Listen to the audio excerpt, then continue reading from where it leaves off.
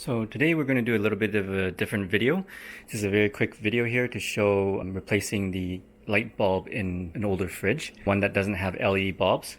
So we're going to be replacing one of these bulbs here that has burnt out with a more efficient LED bulb. Fracking Creations, a YouTube variety channel that touches different parts of your life. I'll open one and let you see what that looks like. So as you can see, it's a replacement bulb of the same base type. So what you can do is you can order these online once you know the size of the bulbs that you need. And I'll provide the links below for this particular LED bulb, and I'll show you how to do this replacement without burning yourself, especially with these original incandescent bulbs. So let's open the fridge.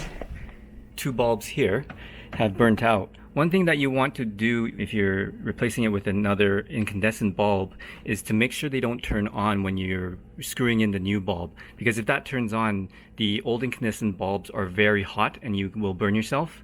So what you can do is take a look at your fridge and find the switch that turns on the lights. So you see down here we have the bottom lights on. If I go and push this switch in, the lights go off, right? So I'll push that out, you can see. So now this is the switch to turn on and off the lights. So what I'm going to do is take some duct tape and tape it closed to make sure it's secured so that it doesn't accidentally come off. Right, so it's there. Lights are still off.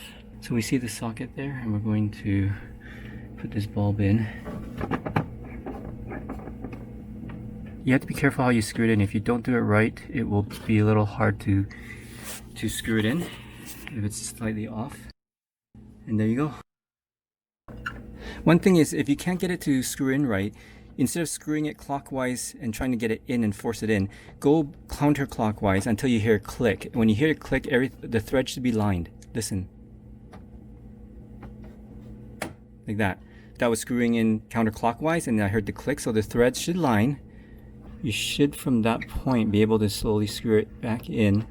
So these are the LED bulbs, and in the package you get two of these. Each bulb has about, I think it is 45 LED chips, so it's pretty bright. When compared to the original bulb, these ones are definitely brighter. They definitely will last longer. One thing to note though is that you cannot dim these LED bulbs. So if it's an application that you're choosing to use where it has a dimmer, it won't work well with this. But it definitely works well in situations where there's no dimming. So for example, a fridge, a stovetop hood, chandeliers, wall lamps that have the same size of base. One thing to note too, that these are 110 volt bulbs, so you have to be careful when you're installing them. You want to make sure that whichever appliance that you're installing on is turned off or unplugged. Or in the situation of the fridge, I have the switch taped shut. Now, to be safe, you can also unplug your fridge. But one thing I wanted to bring into attention is that when you are screwing these bulbs in, just as another safety precaution, make sure you don't hold the bulb like this where you're touching any part of the metal base.